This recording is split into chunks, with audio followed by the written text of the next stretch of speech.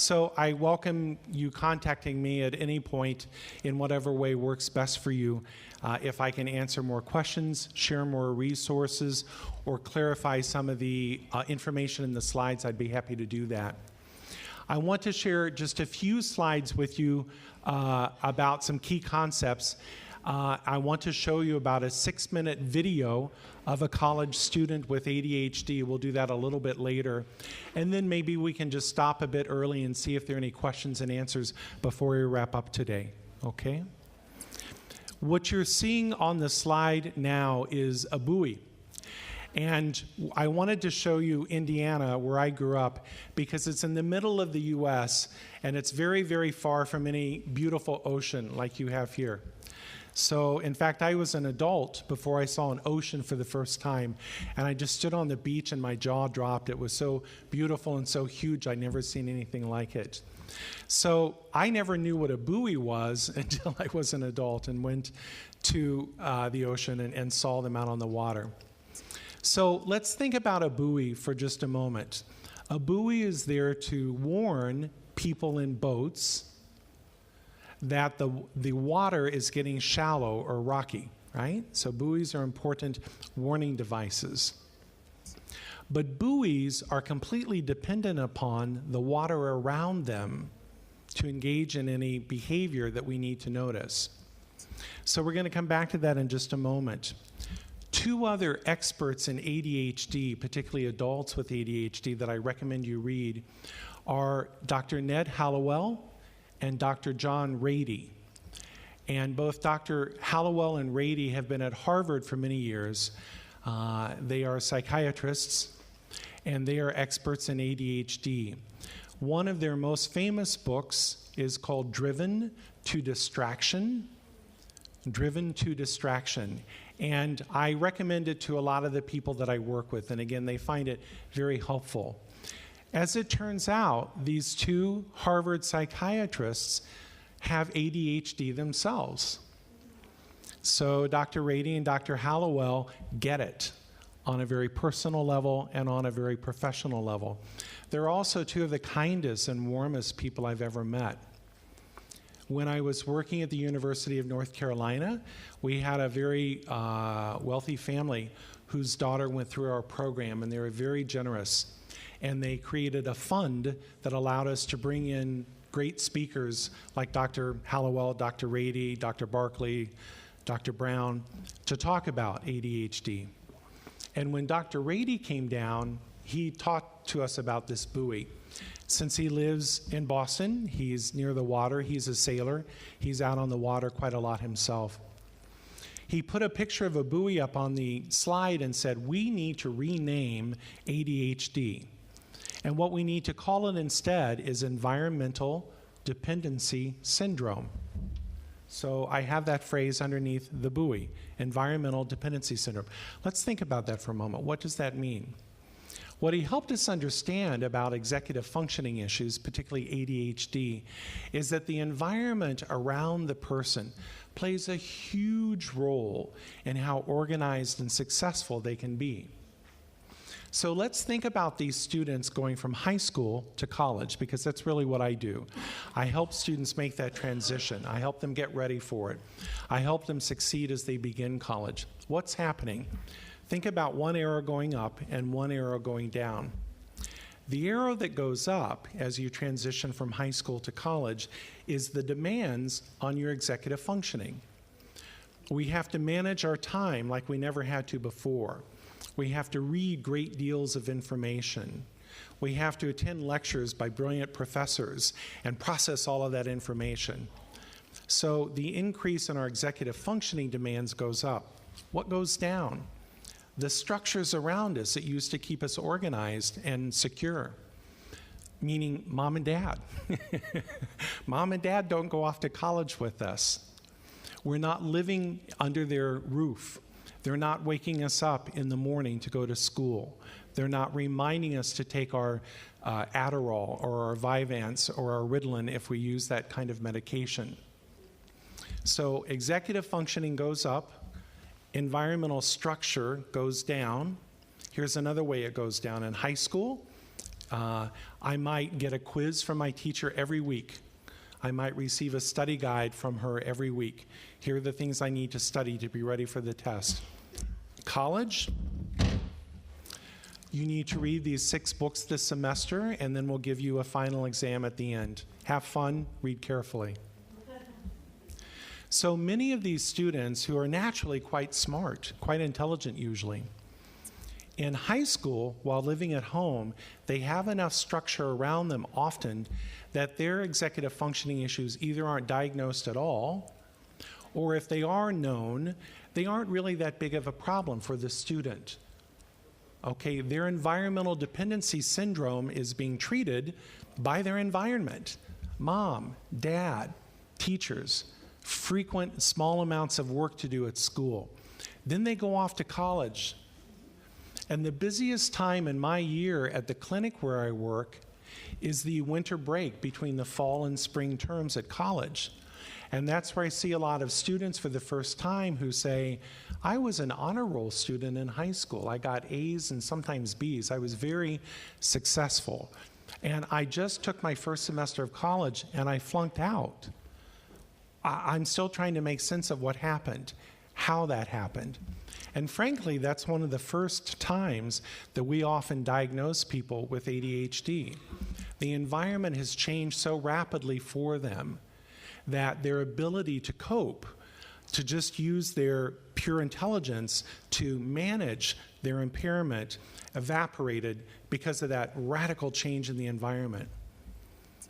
The transition from high school to college, of course, is not the only time when environmental dependency syndrome is a helpful concept to think about. Think about many of your sons or daughters or students. Very often when they've been on holiday, on vacation, and they come back to school, those first few days can be hard for any student to sort of get back into their routine and structure. For many of our students, it's massively difficult, right? So the planning ahead, the anticipating, as Dr. Aguirre was talking to us about, helping people get ready for changes in their lives or stressful events or emotional experiences that they're going to have to cope with can be very helpful. So again, that's part of the education we can all do when we're working with students with executive functioning impairment. We can get our brain model back out and say, every day that you're in the same environment, experiencing the same routines and structures, getting up at the same day every time, having teachers who are daily reminding you of what's important, that's helping your frontal lobes stay organized. But you're getting ready to come back from a week when none of that was happening. And your brain is going to have to work much harder than other students, even if you're smarter than them, to reestablish those routines in your mind so that you're organized. And during that time, when you're transitioning back into organization, you might be very stressed out. You might feel much more irritation. Why is this taking me longer? Why is this harder for me? So we can help students again by educating them about these transitions in environments. Does that make sense? Does that sort of ring true to some of the people that you know and work with? Okay. So, and then even when these students leave college and start careers, again, they have had 4 or 5 years in college to figure out their environment, to get their structures and organization down. I've graduated, I'm starting a new job, I've moved to a new city, I'm in a new home or apartment, I'm meeting all these new people at work.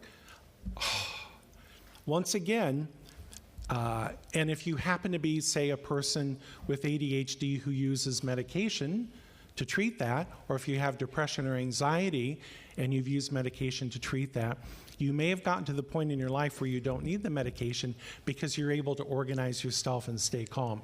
But as these big transitions in life come up again, if you're the type of person who wants to use medication as part of your treatment, it may be a temporary time when that's going to be helpful to you. Okay?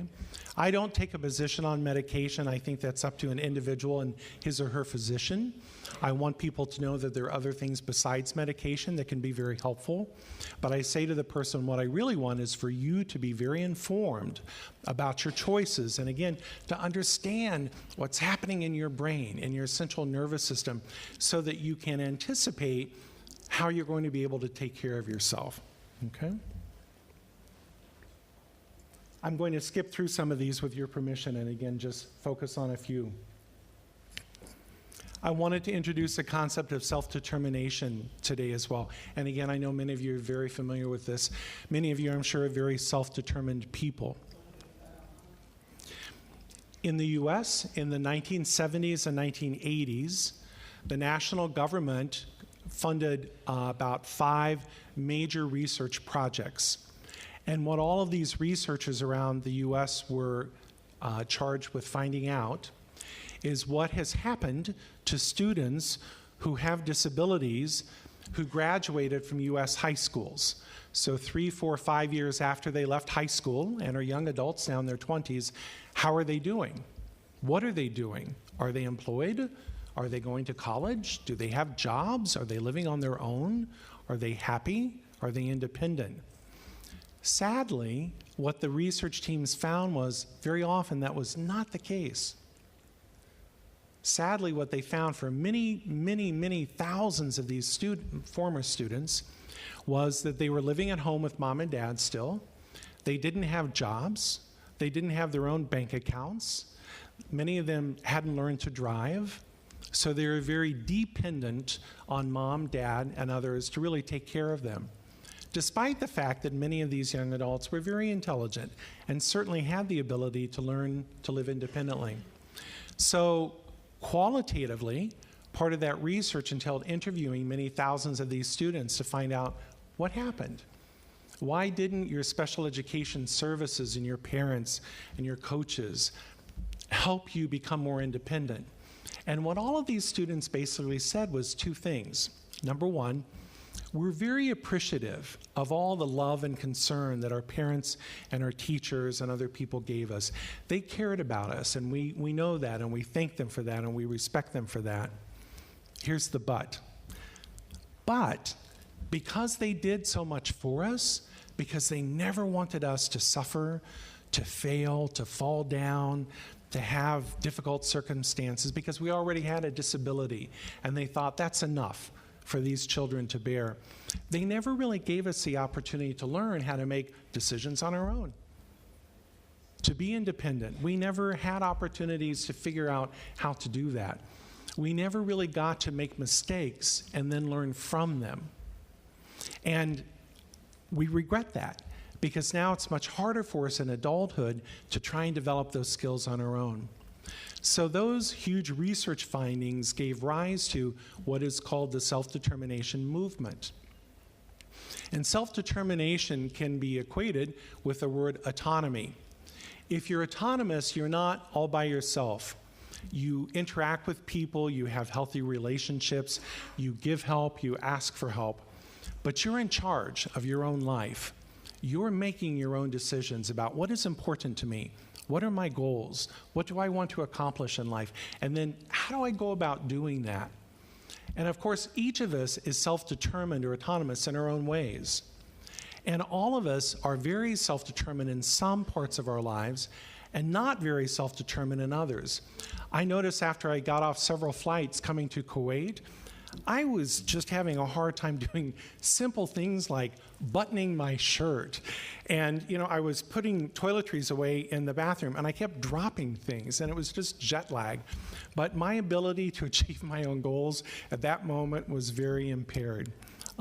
Unfortunately, I'm the type of person who, when I take my car to the mechanic, they know that I don't know a lot about cars. I'm not very self-determined about engines.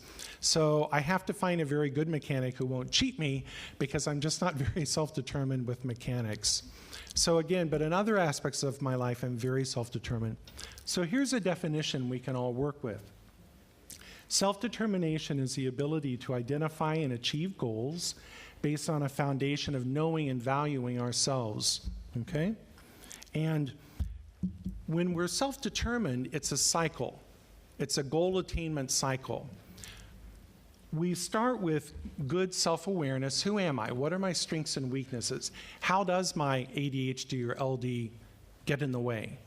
That's why we need to educate our students about their LD and ADHD, so they know that about themselves. Not that they're ashamed or embarrassed, but they're knowledgeable about that. We also need to make sure they value themselves, that they have good self-esteem, that they know they're good people, that they're intelligent, that they can be successful.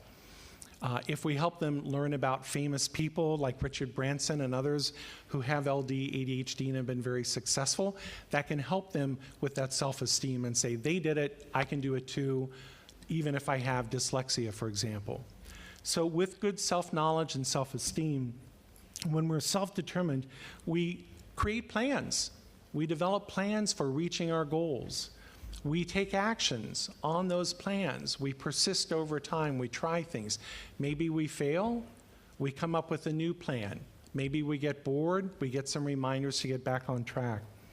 But then, and this was a big finding from the research, if we fail, then we don't diminish ourselves. We learn from that. What went wrong? What would I do differently next time? What would work better for me if I'm doing this again the next time? So we experience outcomes and we learn from them, okay? When we get better at all of those steps, we become more self-determined. And we're going to talk in just a moment briefly about a lot of research that shows how important it is for college students with executive functioning to be self-determined.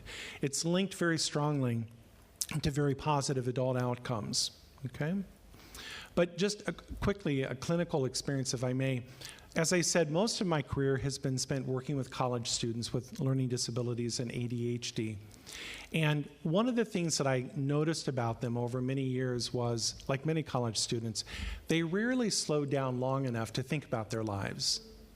You know, they're busy, busy, busy. They're out partying, they're studying, they're writing papers, you know, they're on Facebook, they've got their Instagram accounts, you know, busy, busy, busy, busy, busy. And then they fall asleep for 3 days, right? And then they're busy, busy, busy, and they fall asleep. If they come home, they bring their laundry home, they like mom and dad to feed them, and they sleep. What they rarely have time to do or build into their lives, at least in the US, is time to really think about their experiences, to keep a journal, to talk to somebody about what's going on in their lives, what goals they're trying to work toward. So even though my role as a disability service provider was often because of a need to teach them study skills or help them access accommodations like extra time, I think often my most important role was to listen to them and help them process the outcomes, to sit with me for a half an hour a week and say, is your time management system working well for you? Are you as happy as you want to be in college? Are you using the resources here on campus that could help you? And they would often say, Dr. Park, I don't know. I never really take time to think about that. Well, let's take some time to think about it today, can we? And that often led them to very important insights and decisions about ways to be more self-determined. But I often found that that was the one step in this cycle that they didn't do very well on their own. And you might think about that with your own students and see, you know, whether it's a weekly journal assignment, a private writing assignment. Again, maybe it's an art activity, depending on their age and interest. Maybe it's a conversation in your office where you're helping them to stop and think about how able they are to reach their goals. Yes? I'm sorry. One thing that we do is we teach students to reflect, and I just tell them how I do it. You know, at the end of a lesson or the end of the day, I just think about my day, what went well, what didn't, what I could have done differently. And I teach them these things, and I teach them to do the same things like after a major assignment, like a presentation. For example, you know, how did you prepare, what went well? They do it actually in writing. And then I tell them to use that reflection before the next assignment so that they see what they can adjust. So self-reflections is something that we use quite a lot, I think, in schools. Sounds like a wonderful strategy. And part of what you're doing that the self-determination research would emphasize is, if I heard you correctly at the beginning, you share with them that you do that. So when we present ourselves as self-determined role models, we have our own strategies for reaching our goals. That greatly influences students' behavior too. Thank you, that's a wonderful example.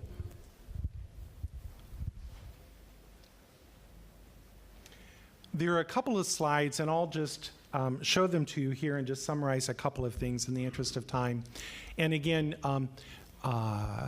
when you access the slides on the KALD website, if you have any questions about what are these studies, who are the authors, how can I find them, please feel free to contact me.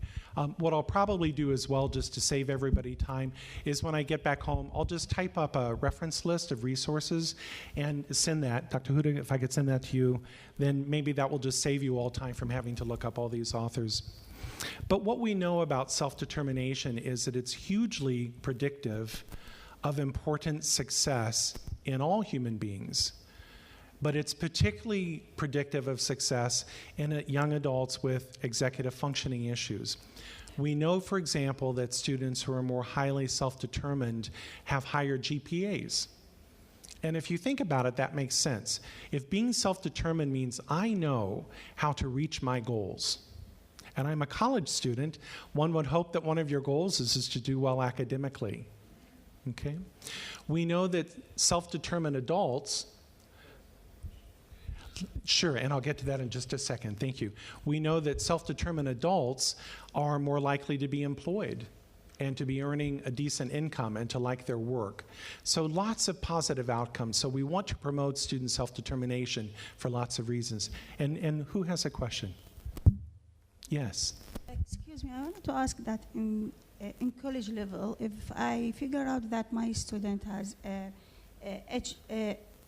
ADHD? Yes. Now, at the very beginning of the course, I start just to help him be involving in the course and just teach him how to deal with the new life, even especially if he's in the first year in the college. But I wanted to know at what step we have to stop helping these students, because at some step you know that a specific step they have to be independent. Do I keep, that give him priority, that give him more time, give him simplest question, give him, that some special, treatment? At what stage I have to stop doing this? Because for sure, if I will keep doing this all the years, it will harm him, these students. That's a great question. So at what point are we able to stop helping students so they can be independent? Very important question. And again, the self-determination research came from the finding that many of these students didn't know how to help themselves. So we realized we needed to back up and find better ways to help them. Part of what we'll be talking about tomorrow, in particular with coaching, is that sometimes the way that we deliver the help is the issue. That we can help students in ways that make them dependent on us, or we can help students in ways that promote their independence. And we'll talk more about that, with your permission, tomorrow when we talk more about coaching. But for example, if I tell the student what he or she needs to do, I'm making them dependent on me, because the next time they want to know what they have to do, they have to come back and see me. But if I ask them questions instead to get them thinking about what they think they could do to help themselves, now I'm getting them to start problem solving on their own. And so I'm helping them go down that path of independence. So that's the short answer to your very important question. I will say one other thing very respectfully. I've learned in my own work with students to not think of dependence and independence as an on-off switch. I used to think, now they're dependent, now they're independent. My work is done. But when I reflect on my own life, I pay people to do work for me. I'm kind of dependent upon them. I mean, I'm in charge, I'm paying for the service. Did I mention I'm not very good with cars? So that made me rethink, well, sometimes even successful adults go to other people and seek their help, often pay for it. And does that mean I'm dependent upon that person because they're in a way doing the work for me? So I sort of had to back up and think, what's really independence? Is it that you have to do it for me because I can't do it for myself? Or is it that I'm choosing to have somebody do it for me because I want them to do this part of my work for me? And I think there's a difference there too. So my point is, I am very much in favor of promoting independence as well, but that doesn't, in my mind, mean you'll do everything on your own now for the rest of your life. You're instead getting ready to choose when you'll do it for yourself, or maybe when you'll ask a friend to help, or you'll do something for them, they'll do something for you, or you'll hire somebody to do something for you. That's still an independent and successful life, I think. Okay? That's a great question.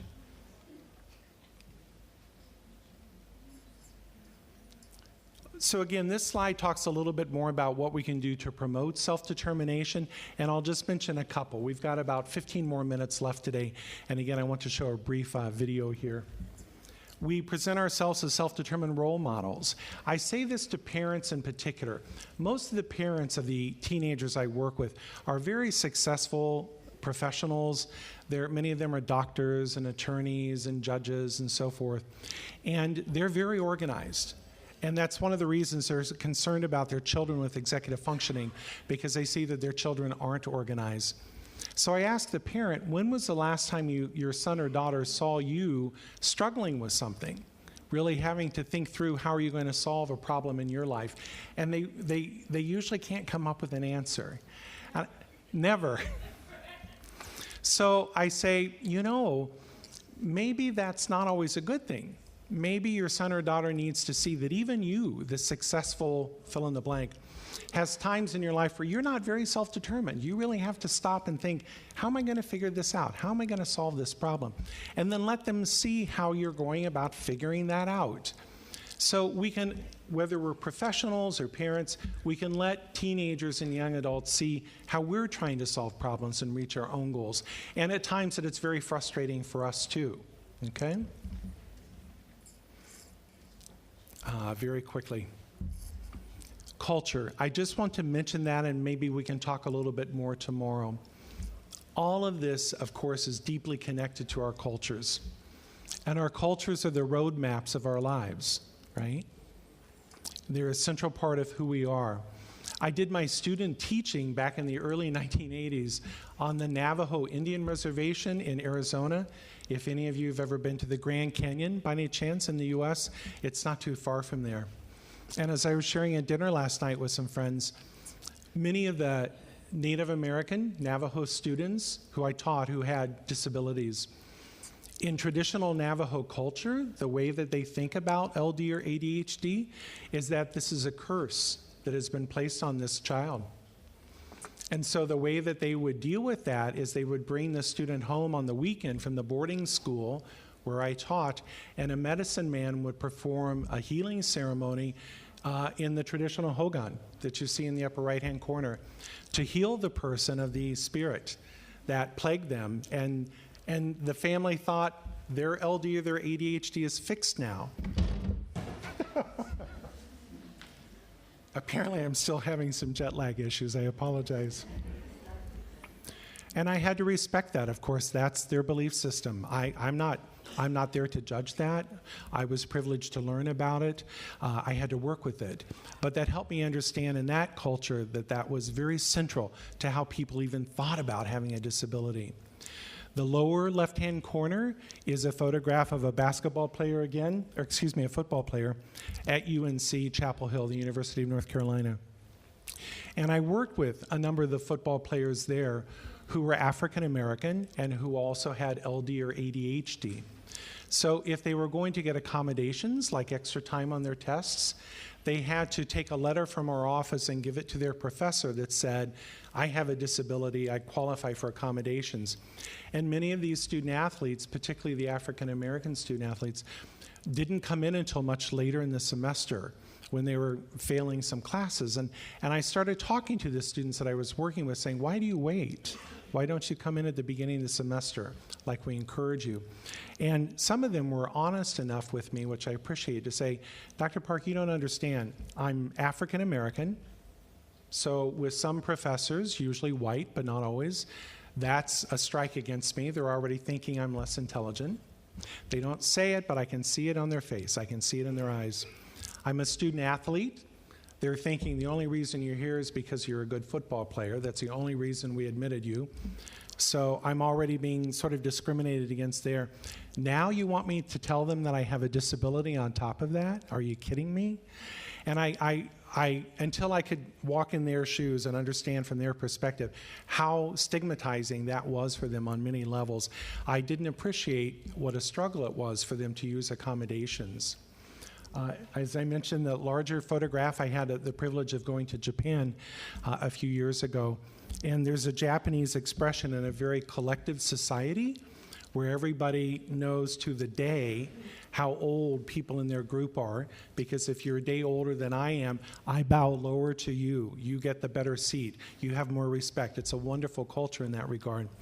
But the hyperactive student with ADHD in Japan, the phrase is that when a nail pops up, it's the role of the group to hammer it back down. And that means that when my friend is being wild and crazy and hyperactive, as his friend, I need to calm him down so that he doesn't lose face and our group doesn't lose face. And again, I just loved learning how that culture thinks about some of the behaviors that we're talking about today. So, you know, I continue to learn more about Kuwaiti culture and how that influences the issues that we're talking about today, and I respect that very much and look forward to learning more about it. Okay, we're going to go to one of the last slides with a video. And a quick story, we'll watch it, it's about 7 minutes long, and then there'll be a little bit of time for some questions and answers afterwards. Last fall, I went to my office and I opened up my email, and I had an email from a student named Sean. I've never met him in my life. Ironically, he's a college student in North Carolina at a different university, North Carolina State. But he had read some of my articles, which made me fall out of my chair because I didn't think anybody but my mom and dad had read my articles. And he said, and he contacted me via email saying, I have ADHD, I'm taking an English composition class, and our professors have asked us to write about an event in our lives that have taught us about our identity. And I want to write about learning that I had ADHD. And I'm wondering if I could interview you via email by asking you some questions about it. I was so honored. I can't tell you what that meant to me. So he sent me some brilliant questions. He contacted me, and I answered them. He contacted me a week later and said, my professor has allowed us to create videos instead of writing papers. And I'm not so good at writing papers, so I'm going to make a video. Would you be interested in seeing it when I finish? Yes, yes, yes, yes, yes, please, please. So he has shared this video, and he's given me permission to share it with anybody else. So as you watch it, I'd like to invite you to think about executive functioning, ADHD, self-determination in particular, and how this young man in about 7 minutes teaches us about how learning about his executive functioning issues, I think, helped him become much more self-determined. So we'll watch it, and then I'll look forward to your reactions afterwards.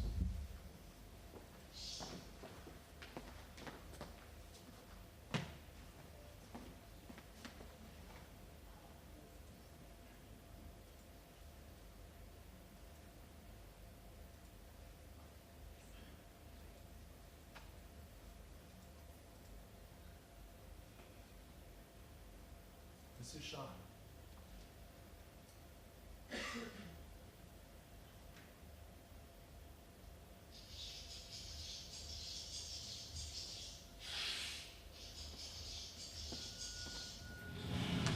When most people think of someone with ADHD, their first thought is usually of a child bouncing off the walls and disturbing a classroom. But the truth of the matter is, there's much more to ADHD than just that. I myself have ADHD, and that sensation of being focused more on what's going on in the background is something that I deal with every single day. For me, ADHD isn't so much a lack of focus, but rather an abundance of focus on things that are totally unimportant. And because I use my focus to pay attention to insignificant things going on around me, the important information being presented to me sometimes slips away. Many people have a stigma towards individuals with ADHD. Through a study on labeling theory, Derek Schreiber suggests that some people believe that ADHD is a completely made-up disorder. Others see it as a real disorder, but think it is extremely overdiagnosed. There are children in America who haven't been diagnosed with ADHD